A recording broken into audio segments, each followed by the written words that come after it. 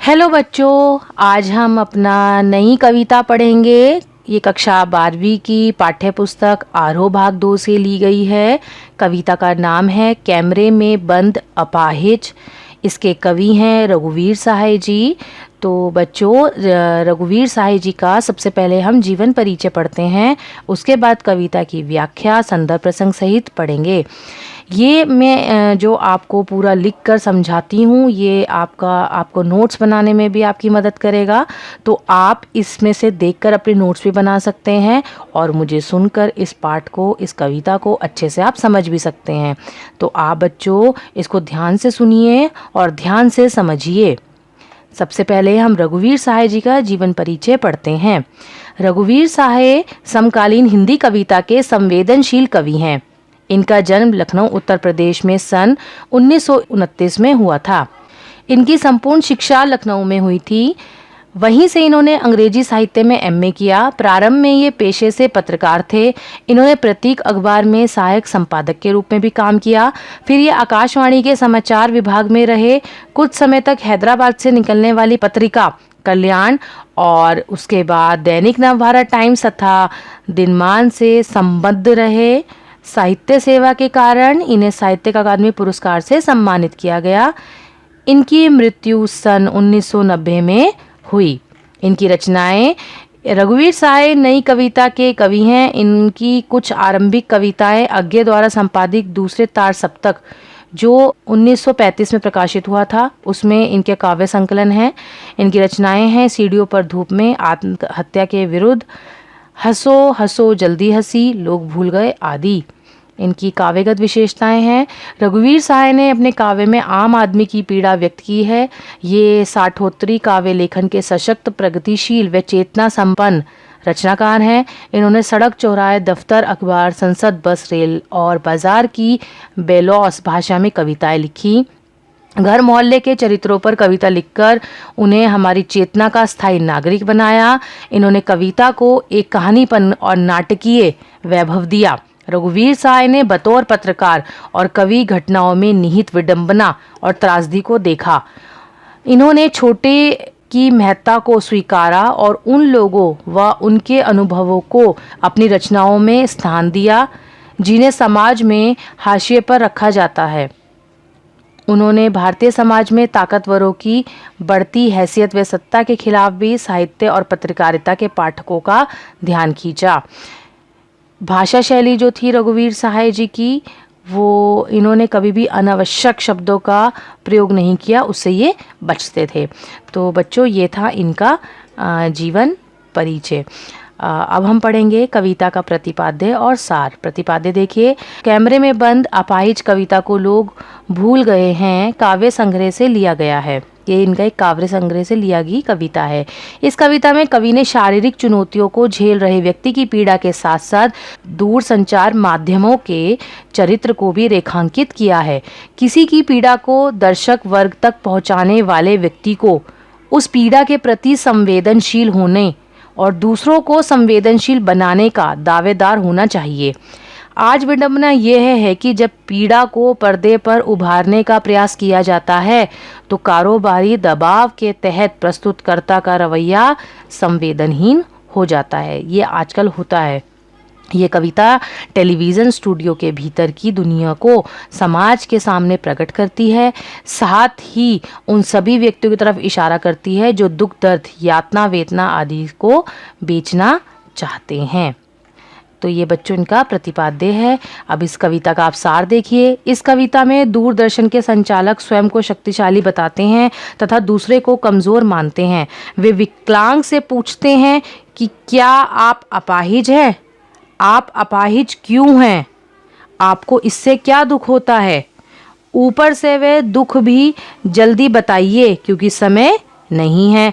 प्रश्नकर्ता इन सभी प्रश्नों के उत्तर अपने हिसाब से चाहता है। इतने प्रश्नों से विकलांग घबरा जाता है।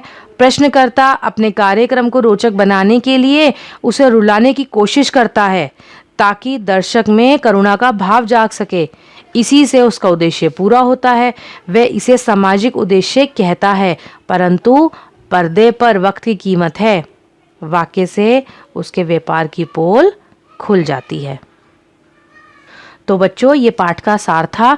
इसमें आपको मीडिया के रवैये के बारे में बताया है, जैसे कि ये शीर्षक भी है इसमें, कि इसका शीर्षक जैसे कि आप पढ़ ही रहे हैं कि कैमरे में बंद अपाहिज, कि जो मीडिया वाले होते हैं कैमरे में एक बंद अपाहिज की जो कहानी हो वो कैसे व्यथित, कैसे उसको व्यक्त करते हैं, ये इसके बारे में आपको बताएंगे। हम दूरदर्शन पर बोलेंगे, हम समर्थ शक्तिवान, हम एक दुर्बल को लाएंगे एक बंद कैमरे में, उससे पूछेंगे तो आप क्या अपाहिज हैं? तो आप क्यों अपाहिज हैं? आपका अपाहिजपन तो दुख देता होगा। देता है। कैमरा दिखाओ इसे बड़ा कर। हाँ तो बताइए आपका दुख क्या है, जल्दी बताइए, वह दुख बताइए। बता नहीं पाएगा। इसमें बच्चों ये मीडिया की मानसिकता का वर्णन करते हैं कवि, कि वे स्वयं को समर्थ और शक्तिशाली मानते हैं। वे कैसे लोगों से प्रश्न करते हैं, कैसे वो उनको दबाते हैं। तो आप ये देखिए, इसमें ज़रा शब्द का अर्थ देखें पहले हम, फिर मैं इसको आपको इसकी व्याख्या मैं आपको बताती हूँ। समर्थ मतलब सक्षम, शक्तिवान मतलब ताकतवर, दुर्बल मतलब कमज़ोर, बंद कमरे में टीवी मतलब स्टूडियो में, अपाहिज मतलब अपंग या विकलांग होता है, और दुख का अर्थ कष्ट होता है। तो आप मैं इसकी व्याख्या से पहले आपको प्रसंग बताती हूँ। प्रसंग है, प्रस्तुत काव्यांश हमारी पाठ्य पुस्तक आरोह भाग 2 में संकलित कैमरे में बंद अपाहिज शीर्षक कविता से लिया गया है। इस कविता के रचयिता रघुवीर साहे जी हैं। इस कविता में कवि ने मीडिया की संवेदनहीनता का चित्रण किया है। कवि का मानना है कि मीडिया वाले दूसरों के दुख को भी व्यापार का माध्यम बना लेते हैं। तो ये यहाँ पे आपको इसमें देखने के लिए मिलेगा। तो इसकी व्याख्या समझते हैं हम। क्या कह रहे हैं कवि रघुवीर साहे जी, कि मीडिया के लोगों की मानसिकता का वर्णन करते हुए कह रहे हैं कि मीडिया के लोग स्वयं को समर्थ व शक्तिशाली मानते हैं। वे ही दूरदर्शन पर बोलते हैं। रिपीट, अब वे एक बंद कमरे मतलब स्टूडियो में, मतलब चारों तरफ से बंद होता है, तो एक कमज़ोर व्यक्ति को बुलाएंगे और उससे प्रश्न पूछेंगे, क्या आप अपाहिज हैं? यदि है तो आप क्यों हैं, मतलब क्यों अपाहिज हैं? क्या आपका अपाहिजपन आपको दुख देता है? ये प्रश्न इतने बेतुके हैं कि अपाहिज इनका उत्तर नहीं दे पाएगा, जिसकी वजह से वे चुप रहेगा। इस बीच जो प्रश्न कर रहा होगा, यानी प्रश्नकर्ता कैमरे वाले को निर्देश देता है कि इसको, यानी जो अपाहिज बैठा है, स्क्रीन पे बड़ा बड़ा दिखाओ, जिससे उनकी टीआरपी बढ़े, है ना, यही तो दिखाना चाहते हैं, वो स्टोरी लेकर आते हैं। तो फिर उससे प्रश्न पूछा जाएगा कि आपको कष्ट क्या है, अपने दुख को जल्दी बताइए।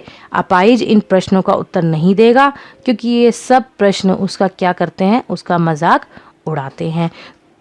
तो इस पैराग्राफ में क्या है, आपको मीडिया की संवेदनहीनता के बारे में बताया गया है। देखिए इसमें विशेष क्या है, मीडिया की मानसिकता पर करारा व्यंग किया है कवि ने। काव्यांश में नाटकीयता है, भाषा सहज व सरल है, व्यंजना शब्द शक्ति का प्रयोग किया गया है। दूसरा देखिए बच्चों, आपको अपाहिज होकर कैसा लगता है? कैसा यानी कैसा लगता है, हम खुद इशारे से बताएंगे कि क्या ऐसा। सोचिए, बताइए, थोड़ी कोशिश करिए, यह अवसर खो देंगे। आप जानते हैं कि कार्यक्रम रोचक बनाने के वास्ते हम पूछ पूछ कर उसको रुला देंगे। इंतज़ार करते हैं आप भी उसके रो पड़ने का, करते हैं। मतलब आप ये देखिए कि किस तरह से उस बेचारे को बिल्कुल ही दयनीय स्थिति में लाकर खड़ा कर दिया जाता है। तो अभी जल्दी से देखिए आप, इसमें जो थोड़े से ऐसे शब्द हैं जिनका अर्थ मैं आपको बता दूं। रोचक का अर्थ होता है दिलचस्प, वास्ते मतलब के लिए, और इंतज़ार मतलब प्रतीक्षा करना। तो इसका प्रसंग देखिए आप। प्रस्तुत काव्यांश हमारी पाठ्य पुस्तक आरोह भाग 2 में संकलित कैमरे में बंद अपाहिज शीर्षक कविता से लिया गया है। इस कविता के रचयिता रघुवीर साहे जी हैं। इस कविता में कवि ने मीडिया की संवेदनहीनता का चित्रण किया है। कवि का कहना है कि मीडिया के लोग किसी न किसी तरह से दूसरे के दुख को भी व्यापार का माध्यम बना लेते हैं। तो बच्चों अब इसकी व्याख्या ध्यान से सुनिए, और जो मैंने लिखा हुआ है वो आप इससे अपने नोट्स भी तैयार कर लीजिए, आपकी बोर्ड परीक्षाओं में काफ़ी मदद मिलेगी इससे आपको। देखिए, इस काव्यांश में कवि कहता है कि मीडिया के लोग अपाहिज से बेतुके सवाल करते हैं। वे अपाहिज से पूछते हैं कि अपाहिज होकर आपको कैसा लगता है, यह बात सोचकर बताइए। अब आप खुद सोचो कि किसी से अगर ये प्रश्न पूछा जाए तो वो क्या जवाब देगा इसका, कि उसको कैसा लग रहा है ना, और वो भी उसको ये कहा जाए सोच के बताइए। मतलब ये बहुत ही अजीब सवाल है पूछने के लिए। यदि वह नहीं बता पाता तो वह स्वयं ही उत्तर देने की कोशिश करते हैं। मतलब कई बार आपने भी देखा होगा टीवी चैनल पे जैसे हम प्रोग्राम्स देखते हैं तो कई बार हम जो नहीं बोलना चाहते वो भी हमसे बुलवा दिया जाता है। तो इस तरह से हम पर दबाव कह लीजिए, या हमसे जो शब्द हम नहीं इस्तेमाल करना चाहते वो भी कई बार हमें बोलने पड़ जाते हैं। तो वे इशारा करके बताते हैं कि क्या उन्हें ऐसा महसूस होता है, थोड़ा सोचकर और कोशिश करके बताइए। यदि आप इस समय नहीं बता पाएंगे तो सुनहरा अवसर खो देंगे। अपाहिज के पास इससे बढ़िया मौका नहीं हो सकता कि वे अपनी पीड़ा समाज के सामने रख सके। मीडिया वाले कहते हैं कि हमारा लक्ष्य अपने कार्यक्रम को रोचक बनाना है और इसके लिए हम ऐसे प्रश्न पूछेंगे कि वह रोने लगेगा, जिससे लोग भी भावुक हो जाएंगे और ये उनका प्रोग्राम, ये उनका जो कार्यक्रम है वो ज़रूर देखेंगे। तो वे समाज पर भी कटाक्ष करते हैं कि वे भी उसके रोने का इंतज़ार करें। यह प्रश्न दर्शकों से नहीं पूछेगा। इसमें देखिए विशेष क्या बताया है कवि ने। कवि की क्या विशेष है इसमें कि कवि ने क्षीण होती मानवीय संवेदनाओं को चित्रण किया है। दूरदर्शन के कार्यक्रम निर्माताओं पर करारा व्यंग किया है। काव्य रचना में नाटकीयता तथा व्यंग है। सरल एवं भावानुकूल खड़ी बोली में सहज अभिव्यक्ति है। अनुप्रास व प्रश्न अलंकार है और मुक्तक छंद का प्रयोग है। तीसरा पैराग्राफ इसका अब हम समझेंगे, इसकी व्याख्या अब हम देखेंगे कि कैसे इसकी व्याख्या है। ये अब आप ध्यान से सुनिए। फिर हम पर्दे पर दिखलाएंगे फूली हुई आँखों का एक बड़ी तस्वीर, बहुत बड़ी तस्वीर, और उसके होठों पर एक कसमसाहट भी। आशा है कि आप उसे उसकी अपंगता की पीड़ा मानेंगे। एक और कोशिश, दर्शक धीरज रखिए, देखिए हम दोनों को एक साथ रुलाने हैं, आप और हम दोनों। कैमरा बस करो, नहीं हुआ रहने दो, पर्दे पर वक्त की कीमत है। अब मुस्कुराएंगे हम। आप देख रहे थे सामाजिक उद्देश्य से युक्त कार्यक्रम, बस थोड़ी ही कसर रह गई। तो अब इसमें कवि जो है दूरदर्शन को व्यंग करते हुए कह रहा है कि अपाहिज का बिल्कुल ही मानसिक शोषण होता है यहाँ पर। तो ये इसमें बताया है। कसमसाहट का मतलब होता है बेचैनी, और आयगता मतलब अपाहिजपन, धीरज मतलब धैर्य, पर्दे पर मतलब टीवी पर, वक्त मतलब समय, और कसर मतलब कमी। तो ये हमारे जो हैं शब्दों का अर्थ है इसका, जो थोड़े से अटपटे से शब्द हैं। अब इसकी व्याख्या देखिए आप। प्रसंग वही है जो हमने पहले लिखा था, तो आप प्रसंग वही लिख सकते हैं, बस इसमें ये लाइन बदल जाएगी कि उसने ये बताने का प्रयत्न किया है कि मीडिया के लोग किस प्रकार से दूसरों के दुख का व्यापार का माध्यम बना लेते हैं। अब व्याख्या देखिए। कवि कहता है कि दूरदर्शन वाले अपाहिज का मानसिक शोषण करते हैं। वे उसकी फूली हुई आँखों की तस्वीर को बड़ा करके पर्दे पर दिखाएंगे। वे उसके होठों पर होने वाली बेचैनी और कुछ ना बोल पाने की तड़प को भी दिखाएंगे। ऐसा करके वे दर्शकों को उसकी पीड़ा बताने की कोशिश करेंगे। वे कोशिश करते हैं कि वह रोने लगे। साक्षात्कार लेने वाले दर्शकों को धैर्य धारण करने के लिए भी कहते हैं। वे दर्शकों व अपाहिज दोनों को एक साथ रुलाने की कोशिश करते हैं। तभी वे निर्देश देते हैं कि अब कैमरा बंद कर दो। यदि अपाहिज अपना दर्द पूर्णतः व्यक्त ना कर पाया तो कोई बात नहीं, पर्दे का समय बहुत महंगा है। इस कार्यक्रम के बंद होते ही दूरदर्शन में कार्यरत सभी लोग मुस्कुराते हैं और यह घोषणा करते हैं कि आप सभी दर्शक सामाजिक उद्देश्य से भरपूर कार्यक्रम देख रहे थे। इसमें थोड़ी सी कमी यह रह गई कि हम आज दोनों को एक साथ रुला नहीं पाए। फिर भी ये कार्यक्रम देखने के लिए सबका धन्यवाद। तो ये किसी पे कटाक्ष या व्यंग नहीं है। ये कवि जो है ये स्थिति के बारे में बता रहा है कि मीडिया को लेके जो उनकी धारणा थी, जो उन्होंने देखा, वही उन्होंने यहाँ पर एक व्यंग के तौर पर प्रस्तुत किया है। तो इसमें किसी मीडिया या किसी के बारे में कुछ ऐसे अन्यथा बात नहीं कही गई है। लेकिन कवि ने सारी बात जो कही है वो उसने एक दायरे में रह के कही है कि कैसा मीडिया की जो संवेदनहीन है मीडिया, वो दर्शकों के साथ कैसे मतलब वो करता है, ये इसमें बताया गया है। इसमें विशेष है हमारा अपाहिज की बेचैनी तथा मीडिया व दर्शकों की संवेदनहीनता को दर्शाया गया है। मुक्तक छंद का प्रयोग है। उर्दू शब्दावली का सहज प्रयोग है। पर्दे पर में अनुप्रास अलंकार है और व्यंग्यपूर्ण नाटकीयता है। तो बच्चों ये हमारा जो कविता है यहीं पर समाप्त होती है। आप इसको ध्यान से पढ़ें, ध्यान से समझें। इसका जो लिंक है वो मैं डिस्क्रिप्शन बॉक्स में दे दूँगी। बाकी आप इसको कविता को सुनकर अच्छे से समझें, मुझे कमेंट करके बताएं कि आपको ये कैसी लगी। आप इसको शेयर भी करें ताकि और बच्चे भी पढ़ सकें, औरों तक ये कविता पहुंच सके। तो इसी के साथ ये कविता ही समाप्त होती है। धन्यवाद।